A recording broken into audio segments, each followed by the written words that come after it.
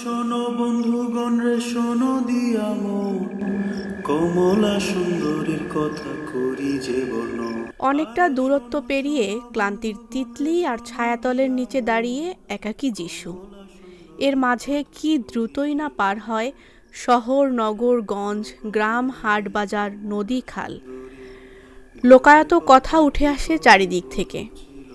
জ্যোৎস্না রাতে ছাতিমের তীব্র মোহনীয় হাওয়ায় পৃথিবীতে নেমে আসে পরী, বাঁধ ভাঙা জোয়ারের মতন আত্মবিশ্বাসী। বিনম্র পুঁথিপাঠের আসরে দেখে কত অশ্রুজল। এই কথা ছাড়া, সুর ছাড়া কিছু নেই তার কাছে।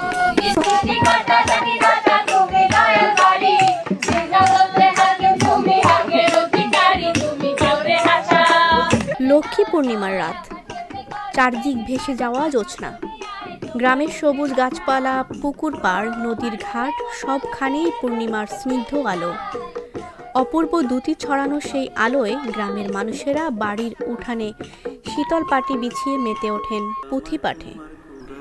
বাংলার হাজার বছরের সমাজ সংস্কৃতির ছবি এমনই। সবাই বিফল হইয়া এমন কইরা 3 মাস 3 দিন গেল যে কাটিয়া, কমলার ঘুম ভাঙিল কান্দিয়া কান্দিয়া। শীতের হিমেল হাওয়া বইছে জাহাঙ্গীরনগর বিশ্ববিদ্যালয়ের প্রাঙ্গণে। প্রকৃতির এই পরিবর্তনকে উদযাপন করতে সম্প্রতি ক্যাম্পাসের হিজল গাছের ছায়াতলে আয়োজন করা হয় পুঁথিপাঠ ও পালাগানের।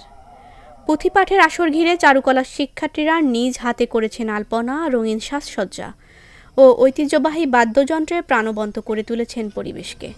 গ্রামে বড় হয়েছে তো কিছুটা সময় কৈশোর কেটেছে সেখানে। এক সময় বাংলার গল্প বলার সংস্কৃতি ছিল মানুষের দৈনন্দিন জীবনের গুরুত্বপূর্ণ অংশ। দিন শেষে বাড়ির উঠোনে, গাছতলায় বা ছায়াঘেরা বারান্দায় জড়ো হতো সবাই। সেখানে তারা শুধু গল্পই শুনতো না, শুনতো ছন্দে বাঁধা কবিতার মতো লেখা বিশেষ ধরনের কাহিনী, যা প্রজন্মের পর প্রজন্ম ধরে মুখে মুখে প্রচারিত হতো। এই গল্প বলা বা আবৃত্তির ঐতিহ্যকে বলা হয় পুঁথিপাঠ। হিন্দু মুসলমান সবাই, আসলে বাংলা মায়ের আরো অনেক সন্তান আছে। পুঁথিপাঠ কেবল বিনোদনের মাধ্যম ছিল না, এটি ছিল শিক্ষা, ধর্মীয় উপদেশ, নৈতিকতা এবং সামাজিক মূল্য। যখন গ্রামের বেশিরভাগ মানুষের বই পড়ার সুযোগ ছিল না কিংবা স্কুলে যাওয়ার সাধ্য ছিল না, তখন তাদের জন্য পুঁথিগুলো জ্ঞান অর্জনের একটি গুরুত্বপূর্ণ পথ খুলে দিত। পুঁথিপাঠ শুধু একটি ব্যক্তিকে নয়, বরং সম্পূর্ণ সম্প্রদায়কে সংযুক্ত করত।